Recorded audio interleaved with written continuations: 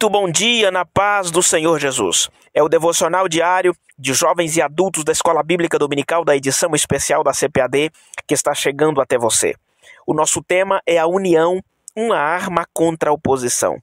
O nosso texto está em Atos capítulo 4, do versículo 23 ao 32, que nos diz assim: Assim que foram soltos Pedro e João, buscaram a companhia dos seus amigos e contaram tudo o que os chefes dos sacerdotes e os líderes religiosos lhes haviam dito.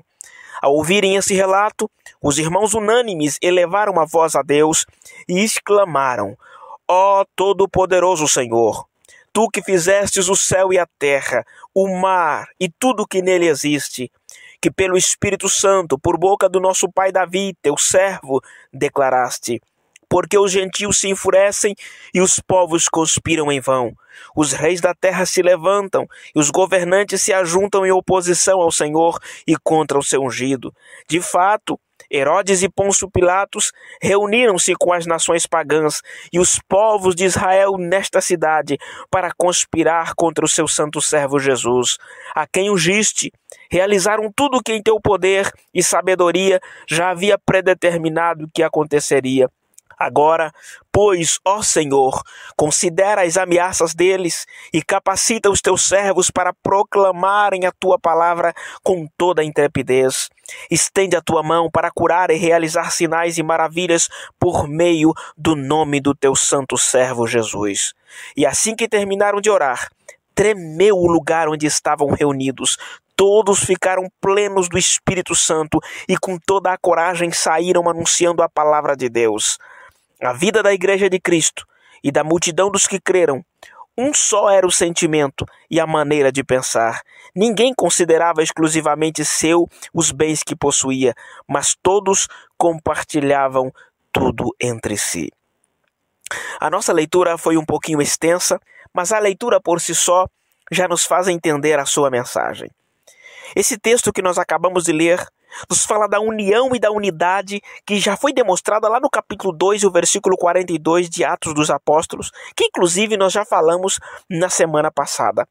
Não se tratava de uma união de parentesco porque era da mesma raça ou do mesmo nível sociocultural, mas era o resultado do que está em Efésios capítulo 2, do versículo 14 ao 18, que nos diz: Porquanto Ele é a nossa paz, de ambos os povos fez um, e derrubando o muro de separação, em seu próprio corpo desfez toda a inimizade, ou seja, anulou a lei dos mandamentos expressa em ordenança, para em si mesmo criar dos dois um novo ser humano, realizando assim a paz e reconciliar com Deus os dois em um só corpo, pelo ato na cruz, por intermédio do qual ele destruiu toda a irreconciliabilidade. E vindo ele, proclamou a paz para vós que estáveis longes, e da mesma forma para os que estavam perto, pois por meio dele, tanto nós como vós temos pleno acesso ao Pai por um só Espírito.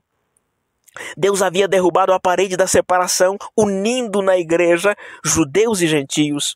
Havia costumes, níveis sociais e culturais diferentes, porém a Bíblia mostra todos estes povos vivendo unidos através da cruz de Cristo. E o versículo 32 nos diz: E da multidão dos que creram, um só era o sentimento e a maneira de pensar. Quando olhamos para a igreja primitiva, nos vem uma pergunta à mente: essa união poderá existir ainda em nossos dias? A resposta é sim.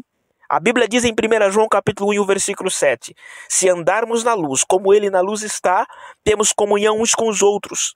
Na luz, o homem é lavado dos seus pecados, transformado numa nova criatura, recebendo uma nova vida em Jesus Cristo. Imagine a união como fosse uma embalagem linda, onde dentro vem alguns agregados a ela. Por exemplo, no pacote da união tem que existir a compreensão. Quantos que se dizem unidos no corpo de Cristo, mas são incompreensíveis, a começar de dentro da própria casa? Só conseguem ver o pior das pessoas que estão à sua volta. A união do crente em Cristo deve ser marcada pela compreensão, pelo perdão, pelo amor que é o vínculo da perfeição. E a exemplo de Neemias e sua equipe, quando nós estamos unidos em Cristo, vencemos qualquer oposição que vier. Por mais que alguém dê uma desanimada no meio do caminho, mas vai seguir o exemplo bíblico de Isaías 41, versículo 6, que diz: um ao outro ajudou, e ao seu irmão disse: esforça-te. É isso que a união faz. Vamos refletir na qualidade da nossa união? Jesus Cristo vai arrebatar uma igreja unida. E mesmo que estiver separado, a morte chegar e nos separar aqui da terra, mas no dia do arrebatamento da igreja, ressuscitaremos e nos encontraremos nos ares para estar com o Senhor, juntamente com os nossos entes queridos. Pense nesta palavra. Eu quero orar com você. Querido Deus, eu te agradeço, Senhor, pela tua palavra, pela oportunidade de mais uma vez falar contigo, Senhor. Dá-nos da tua graça, dá-nos a possibilidade de vivermos em união e que o Senhor possa abençoar a vida do teu filho, a vida da tua filha que está orando comigo agora, Senhor, que possa ter graça, força, sabedoria para viver em união com os seus irmãos em Cristo e com todas as pessoas à sua volta. Em nome de Jesus eu quero pedir esta bênção e te agradecer. Amém. Que Deus te abençoe grandemente e assim que terminar o áudio, compartilhe com mais alguém. Amanhã nós voltaremos com a leitura diária, se o Senhor nos permitir. Fique com Deus e um grande abraço. Sem fazer acepção, que esse amor preenche o céu, a terra e o mar. Tem poder pra perdoar qualquer que seja a transgressão. E então, pra que você atira a pedra em que Jesus amou? Crucificar a quem Jesus já perdoou. Você não foi chamado para ser juiz. Errar é humano, mas Deus é quem conserta a carta do perdão. Aprenda com Jesus, estenda a sua mão. Deus lava o pecado e apaga a cicatriz. Deus lava o pecado e apaga